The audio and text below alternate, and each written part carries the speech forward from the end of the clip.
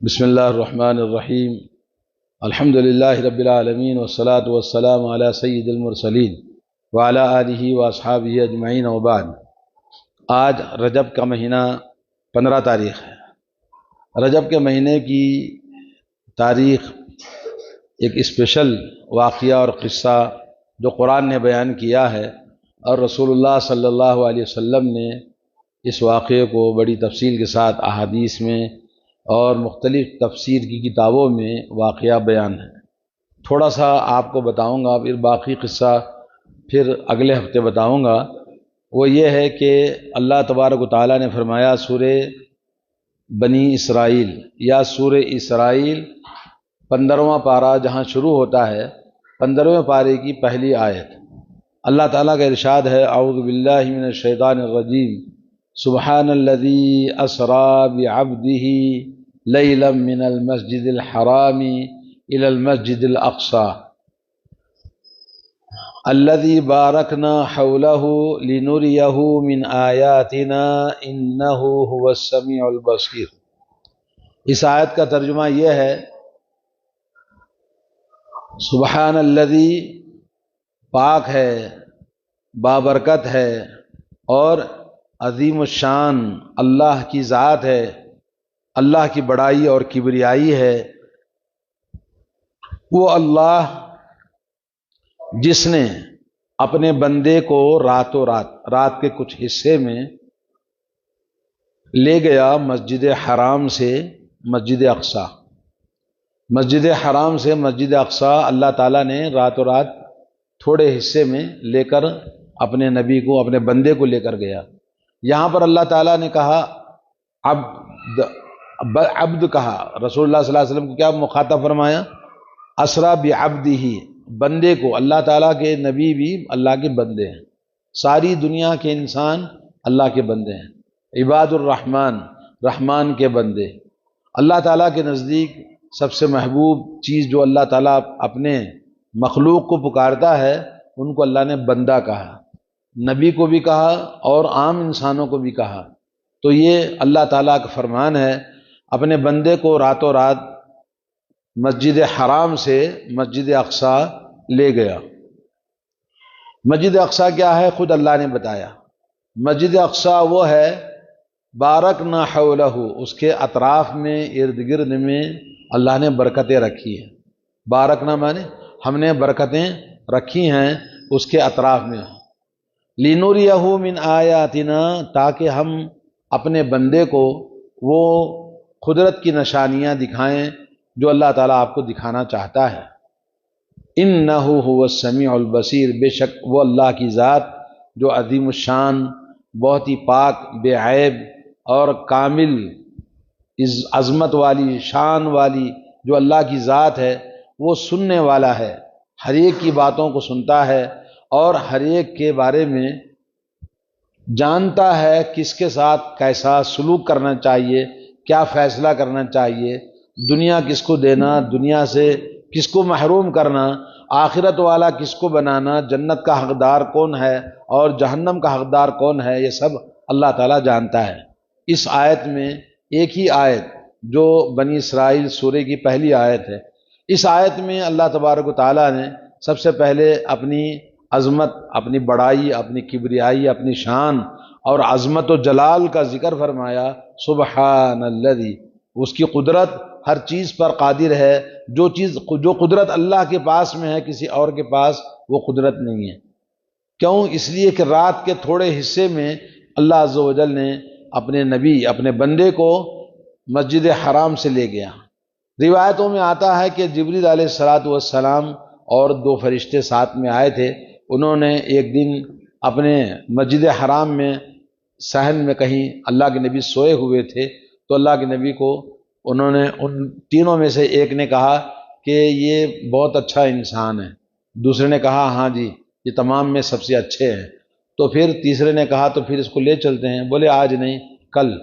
پھر دوسرے دن اللہ کے نبی نے کہا کہ میں سویا ہوا تھا، آنکھ میری بند ہے، دل میرا جاگ رہا ہے۔ نبیوں کی یہ کیفیت ہوتی ہے کہ نبی سوتے ہیں آنکھ، مگر دل ان کا جاگتا رہتا ہے۔ تو جو چیز نبی کو حالت نیند میں بتائی جائے وہ اللہ کی وحی ہوتی ہے۔ جیسے ابراہیم علیہ السلام نے اپنے بیٹے سے کہا انی ارا فی المنام، اے اللہ، اے میرے بیٹے، میں نے خواب میں دیکھا ہے۔ تو خواب نبی کا وہ اللہ کی وحی ہوتی ہے۔ چنانچہ اللہ کے نبی علیہ الصلاۃ والسلام فرماتے ہیں دو جو فرشتے آئے تھے مجھے اٹھا کے لے گئے۔ کہاں لے گئے؟ مسجد حرام کے اطراف میں، بازو میں۔ مسجد حرام کے ایک حصے میں آپ نے دیکھا ہوگا ایسا باؤنڈری لگی ہوئی ہے، وہ مسجد حرام کا ہی حصہ ہے، تو وہاں لے گئے اور لٹایا۔ جبریل علیہ الصلاۃ والسلام نے آپ کے سینے کو گردن سے پیٹ نیچے تک پھاڑا۔ پیٹ پھاڑنے کے بعد پیٹ کے اندر سے تمام سامان نکالا اور اس کو زمزم کے پانی سے دھویا۔ ایک تشت تھا، ایک پلیٹ تھی سونے کی، وہ سونے کی پلیٹ میں رکھ کر سب دھویا، پھر اس کو واپس لوٹایا۔ ایک پیالہ تھا سونے کا، اس سونے کے پیالے میں کچھ ایمان اور خاص چیزیں جو اللہ تعالیٰ کی طرف سے لائے تھے وہ اللہ کے نبی صلی اللہ علیہ وسلم کے پیٹ میں ڈالا، اور گلے کی رگوں میں جو رگیں ہوتی ہیں ان رگوں میں وہ ڈال کے پھر اس کو سیدھا کر دیا۔ پھر اس کے بعد وہاں سے آپ کو لے گئے۔ اب پہلے یہ واقعہ سننے سے پہلے یہ واقعہ ہوا کیوں؟ یہ واقعہ اصل میں دنیا میں کسی نبی کو یہ معجزہ اللہ نے نہیں دیا جو اس نبی کو عطا فرمایا۔ نبی علیہ الصلاۃ والسلام ساری زندگی مکے کے ماحول میں دعوت کا کام کر رہے تھے۔ آپ نے سنا ہم طائف گئے تھے، طائف والوں نے آپ کی دعوت کو قبول نہیں کیا، وہاں انہوں نے آپ کو بڑا ہی ذلیل و خوار اور تکلیف، رنج، دکھ پہنچا کر وہاں سے لوٹایا۔ تو بڑی مشکل سے پھر وہاں سے واپس آئے، اور آنے کے بعد مکے میں داخل ہونے کے لیے ایک صحابی جو بعد میں صحابی بنے اور وہ پہلے کافر تھے، انہوں نے کہا مکے والوں سے کہ میں محمد اپنے اس پر اپنے ضمانت میں مکے میں لے کر آتا ہوں، کیونکہ چھوڑ کے چلے گئے تھے تو بیکاٹ کر دیا، بولے آنا نہیں، تو پھر لے کر آئے، اور جبیر ابن مطعم ان کا نام ہے۔ تو وہ اللہ کے نبی صلی اللہ علیہ وسلم جب مکہ واپس آئے، سن 12 ہجری تھا یا 13، 12 ہجری نہیں، 12 نبوت کا سال تھا یا 13، ایسے وقت میں یہ واقعہ پیش آیا۔ اس سے پہلے 10 ہجری 10 نبوت کے سال اللہ کے نبی صلی اللہ علیہ وسلم کی بیوی جو حضرت خدیجہ تھی، قریش کے سرداروں کی ایک مالدار، باحیثیت، طاقتور، پاورفل خاتون تھی، جن کی عزت، جن کے مکے کے معاشرے میں مقام ان کا بڑا اونچا تھا، تو اس کی وجہ سے اللہ کے نبی پر لوگ کوئی ہاتھ ڈالنے کے لیے سوچتا تھا۔ اسی طرح سے دوسری طرف ابو طالب تھے جو قریش کے سردار تھے، اللہ کے نبی صلی اللہ علیہ وسلم کو کوئی بھی تکلیف پہنچانے سے پہلے بہت سوچتے تھے کہ سردار کے بھتیجے ہیں، تو نبی علیہ الصلوۃ والسلام کا سپورٹ حضرت خدیجہ اور حضرت ابو طالب دونوں کا سپورٹ تھا۔ اتفاق سے 10 ہجری میں حضرت خدیجۃ الکبریٰ رضی اللہ تعالی عنہ کا انتقال ہو گیا، اور اسی سال ابو طالب کا بھی انتقال ہو گیا۔ جب دونوں کا انتقال ہو گیا، جو بڑی شخصیت تھی نبی کو پشت پناہی، فیڈ بیک کرنے کے لیے، تو ان کے انتقال کے بعد نبی پر اب کوئی سہارا نہیں تھا جو ان کی فیڈ بیک کرتا یا ان کی پشت پناہی کرتا، آڑے آ کے کھڑا ہوتا، تو ان کے لیے ظلم و ستم آسان ہو گیا۔ اور نبی کو اتنا دکھ ہوا کہ چچا تو مسلمان نہیں ہوئے اور بیوی جو تھی وہ بھی چلی گئی، تو بہت دکھ ہوا۔ اس سال کو تاریخ میں عام الحزن کہا جاتا ہے، غموں کا سال۔ اس کے بعد جو دکھ تھا، اس دکھ کو کم کرنے کے لیے، جیسا کہ تفسیر کے واقعات میں لکھتے ہیں کہ نبی کا غم ہلکا ہو، آپ کی نبوت کا آپ کو بہت بڑا کام کرنا ہے آگے، اس کے لیے آپ کے اندر ہمت افزائی ہو اور آپ کے اندر ثابت قدمی ہو، آپ کو اسٹرانگ بنانے کے لیے اور آپ کو دل جوئی کرنے کے لیے اللہ رب العالمین نے آپ کو آسمان میں بلایا اور آسمان میں بلانے کا یہ واقعہ قرآن کے اندر اس آیت کے اندر موجود ہے۔ تو سب سے پہلے کہاں سے لے گیا ان کو؟ مسجد حرام سے۔ مسجد حرام سے لے جانے کا واقعہ جیسا کہ آپ نے سنا، بعض روایتوں میں آتا ہے ان کی پھوپھی ام ہانی ہے، ان کے گھر پہ سوئے ہوئے تھے، اور بعض میں آتا کہ وہ حرم میں سوئے ہوئے تھے، تو وہاں سے آپ کو اٹھا کر آپ کے سینے کا آپریشن کیا، بائی پاس سرجری ہوئی، اور اس کے بعد پھر آپ کو وہاں سے بولے ایک جانور لائے، اس جانور کو براق کہتے ہیں۔ اس جانور کی کیفیت کیا تھی؟ وہ جانور گدھے سے بڑا تھا، خچر سے چھوٹا تھا۔ تو یہ جانور اتنا تیز ہوا میں چلتا تھا جیسے ایک نگاہ جہاں تک جاتی ہے اس نگاہ کے آخری حد تک ایک پیر اس کا پڑتا تھا۔ چنانچہ اس براق پر بٹھا کر اللہ تعالیٰ آپ کو جبریل کے ساتھ میں بیت المقدس لے گیا۔ اس بیت المقدس کے جانے کے بیچ میں آپ کو پتا ہے تقریباً 2000 کلومیٹر کا فاصلہ ہے۔ تو راستے میں بعض روایتوں میں آتا ہے کہ آپ نے ایک بوڑھی عورت کو دیکھا، بعض میں آتا ہے ایک بوڑھی عورت کو دیکھا، اور ایک جگہ حضرت موسیٰ علیہ السلام کی قبر دیکھا کہ قبر میں موسیٰ علیہ السلام نماز پڑھ رہے ہیں، اور اسی طرح سے ایک آواز سنی، اس آواز کی طرف آپ پلٹ کے دیکھنا چاہ رہے تھے کہ جبریل نے کہا چلو آگے۔ پھر اس کے بعد راستے میں آوازیں سنی سلام کی۔ بعد میں جبریل علیہ السلام نے بتایا جو آپ نے بوڑھی عورت دیکھی، وہ بوڑھی عورت وہ دنیا کی عمر ہے، عمر اس حال میں پہنچی ہے، اب بوڑھی ہو چکی ہے، اب دنیا سے اتنا وقت باقی ہے جتنا بوڑھی عورت کی عمر باقی ہے۔ اور راستے میں آپ نے ایک آواز سنی، وہ ابلیس ملعون، شیطان ابلیس کی آواز تھی، جس کی طرف آپ مائل ہونا چاہ رہے تھے، آپ کو بچا لیا۔ اور پھر آپ نے سلام سنا، سلام کی آوازیں ابراہیم، موسیٰ، عیسیٰ اور ان پیغمبروں کی سلام کی آوازیں تھیں جو آپ نے سنی۔ پھر آپ بیت المقدس گئے، جانے کے بعد میں وہاں اپنے براق کو آپ نے باندھا رسی سے۔ اس رسی سے جو باندھا تھا اس کا نام ہے، اور اس جگہ پہ باندھا تھا جہاں تمام نبیوں نے اپنے جانور کو وہاں باندھا تھا، بیت المقدس میں۔ بیت المقدس نبیوں کا مرکز ہے، نبیوں کی جگہ ہے۔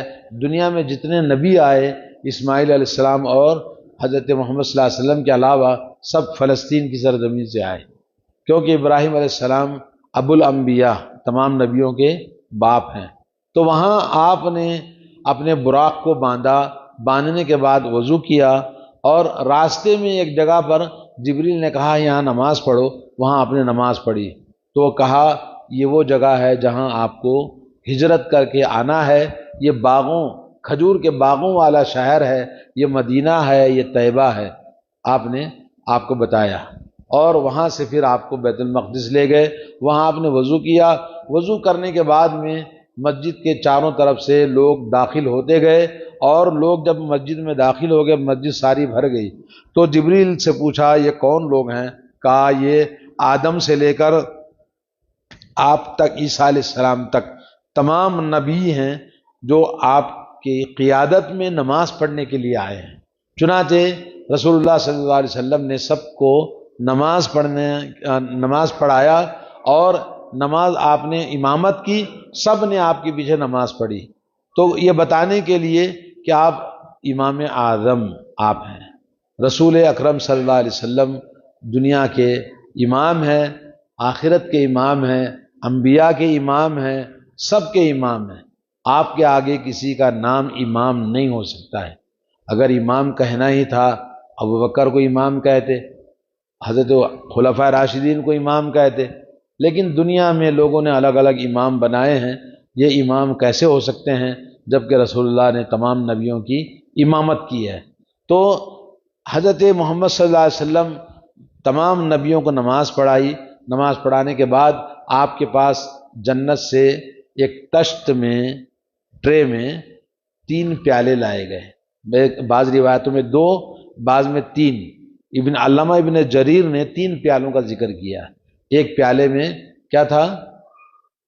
ہاں، دودھ تھا، ایک میں شراب تھی، اور ایک میں پانی تھا. ایک میں دودھ، ایک میں شراب، ایک میں پانی.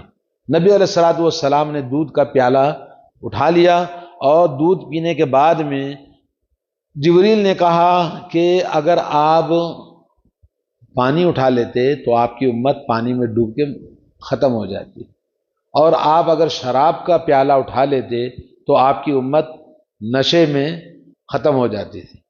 مگر آپ نے فطرت، نیچر کو اٹھایا، آپ نے دودھ پیا، یہ آپ کی امت فطرت پر باقی رہے گی. اس طرح سے یہاں تک یہ واقعہ ہوا. اب اس کے بعد میں وہاں سے سفر شروع ہوتا ہے آسمان کا. انشاءاللہ پھر اگلی اتوار کو بتاؤں گا کہ اللہ تعالیٰ نے کیسے آپ کا سفر آسمانوں میں ہوا، پہلا، دوسرا، تیسرا، اور کن کن نبیوں سے آپ کی ملاقات ہوئی. ایک تو یہ سفر ہے. السلام علیکم ورحمۃ اللہ وبرکاتہ. ناظرین اکرام، اسلامک ٹی وی اس چینل کو ابھی تک جنہوں نے سبسکرائب نہیں کیا ہے، برائے مہربانی اس چینل کو سبسکرائب ضرور کریں، اور ہر دن کی اپڈیٹ کے لیے اس کے ساتھ ہی ایک گھنٹی کا نشان آئے گا، اسے آپ ضرور پریس کریں اور اسے دبا کر آپ ہمارے ساتھ تعاون فرمائیں. جزاک اللہ خیر. السلام علیکم ورحمۃ اللہ وبرکاتہ.